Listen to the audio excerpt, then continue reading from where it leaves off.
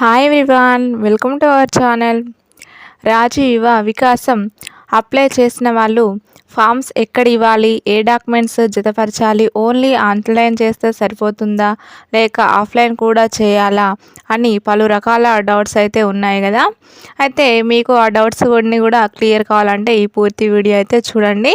అన్నింటికి ఇందులో సమాధానం దొరుకుతుంది. వీడియో ఎక్కడ కూడా స్కిప్ చేయకుండా చూడండి.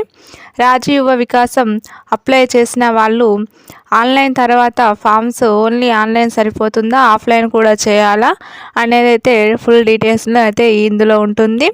ఆఫ్లైన్ ఫామ్ అయితే ఈ విధంగా ఉంటుంది చూడండి. ఇది ఫిల్ చేసి ఎంపీడీఓ ఆఫీస్లో ఇవ్వాలి. ఈ ఫామ్ ఏ విధంగా ఫిల్ చేయాలో నేనైతే పూర్తి వీడియో చేశాను, కింద డిస్క్రిప్షన్లో ఇస్తున్నాను, చూడండి, చూసి ఫిల్ చేసుకోండి. ఫిల్ చేసిన ఫామ్లో అప్లికెంట్ మన ఎవరి పేరు మీద అయితే అప్లై చేశామో వారి యొక్క Aadhaar card and ration card, caste, income, pan card, bank book, education, higher qualification ఉన్న సర్టిఫికేట్స్తో పాటు జతపరిచి ఎంపీడీఓ ఆఫీస్లో అయితే సబ్మిట్ చేయాలి.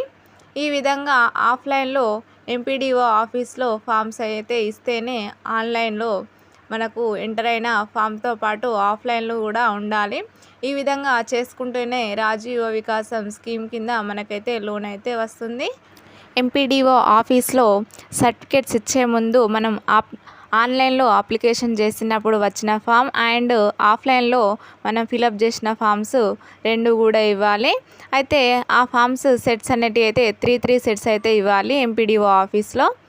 ఈ విధంగా ఆఫ్లైన్లో ఎంపీడీఓ ఆఫీస్లో ఫామ్స్ ఇవ్వడంతో మనకు రాజు యువ వికాస స్కీమ్ అప్లికేషన్ అయితే కంప్లీట్ అవుతుంది.